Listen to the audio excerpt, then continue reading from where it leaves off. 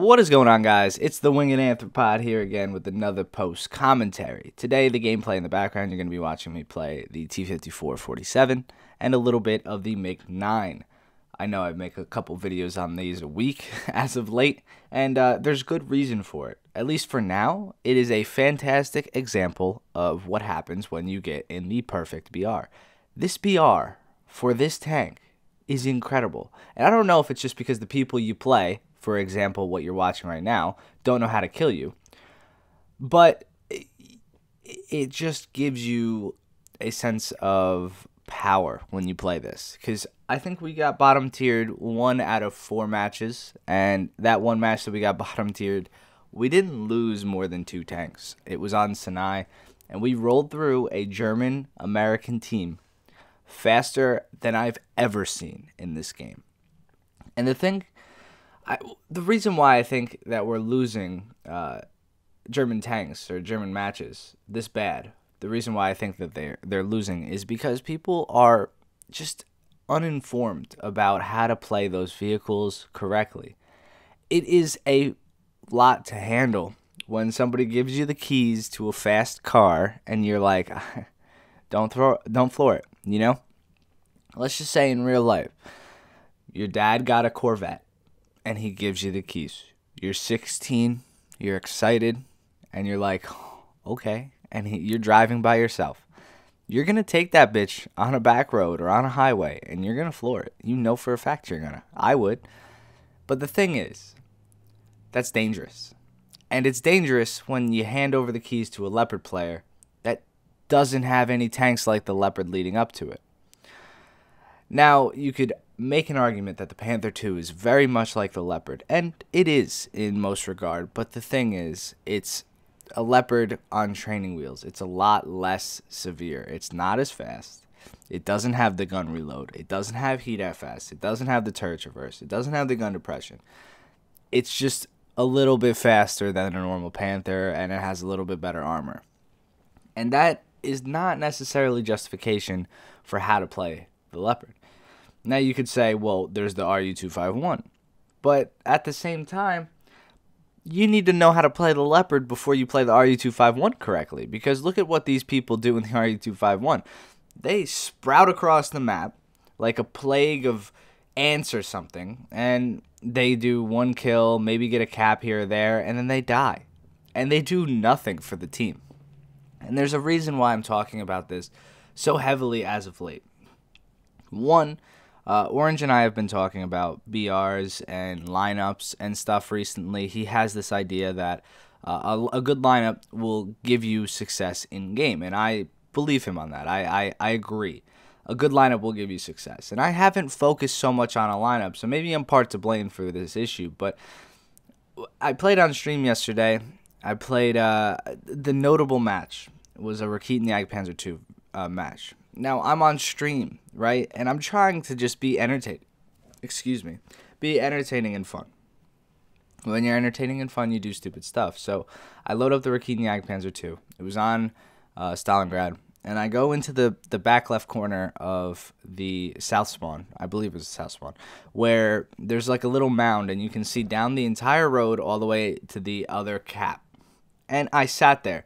And it was a joke, and I got out of my chair, and I said, this is how you play ATGMs, and I sat by my window for 5 minutes, and I came back, and by the time I came back, my entire team died aside from 3 people.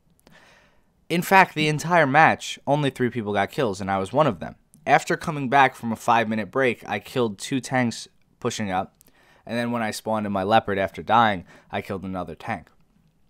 But 3 people got 3 kills that entire match. And we lost it in probably 10 minutes.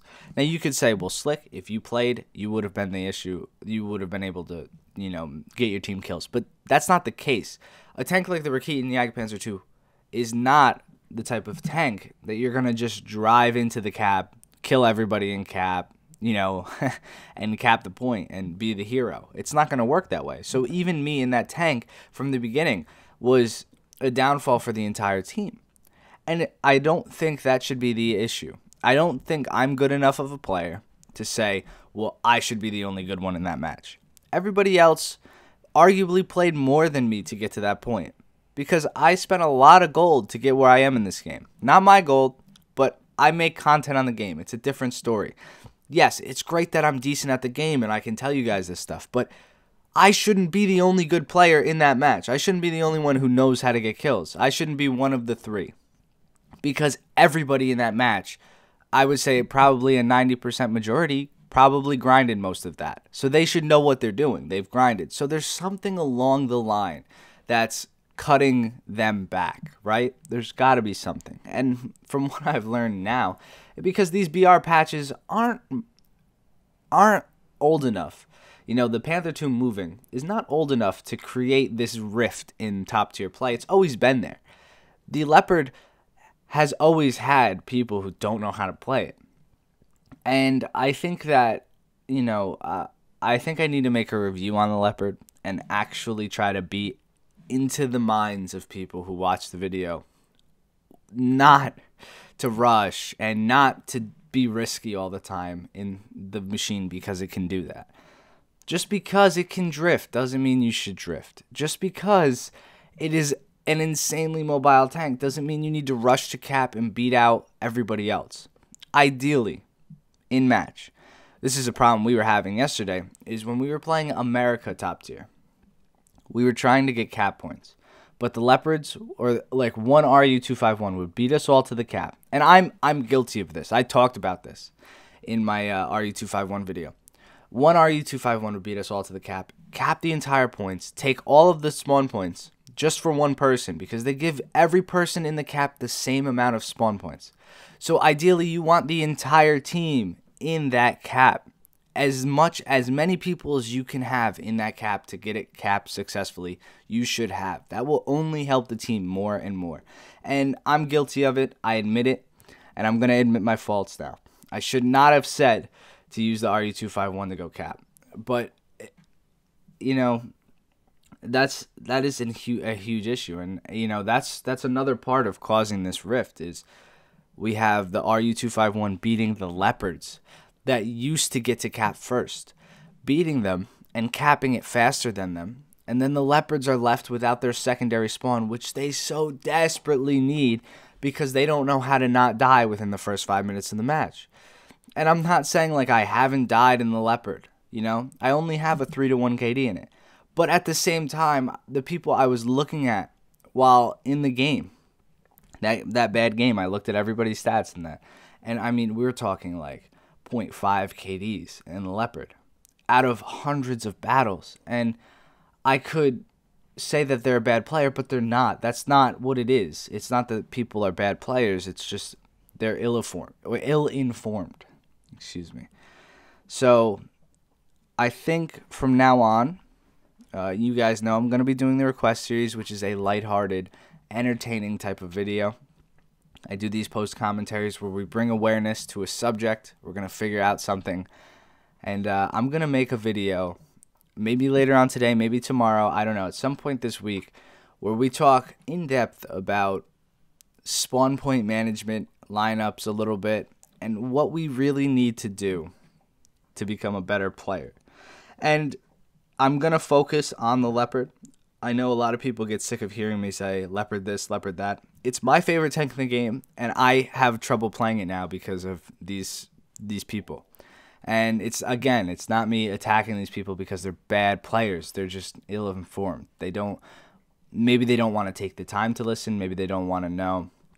Maybe they think, you know, the definition of insanity, right, is doing the same thing over and over again and expecting different results. But you don't get different results. And that's basically what these Leopard players are doing. Sorry, Duke is like going ham on licking. But that's basically it. That's my point for today. That's my spiel. And the reason I have this gameplay in the background when I'm talking primarily about German top tier teams is because hardly anybody who plays the T54-47 is thinking, what do I do? They don't. You don't have to think what to do. The ability to play the T54-47, it's a lot easier tank to play than the Leopard. The Leopard's a better tank, but this tank is way easier to play. You don't have to think. I didn't think last night. Me and Zedza just drove across maps, one-shotting everybody. We would win every game extremely fast. I mean, I had a 6-kill game before this, I had this game which I had an ace right now, and then he had a 6-kill game after this. So yeah, that's basically what I'm getting at today. I hope you guys enjoyed the video. If you did, leave a like. Let me know what you think about the things I said in the comments down below. Let's talk about it a little bit, and I'll see you guys in the next one.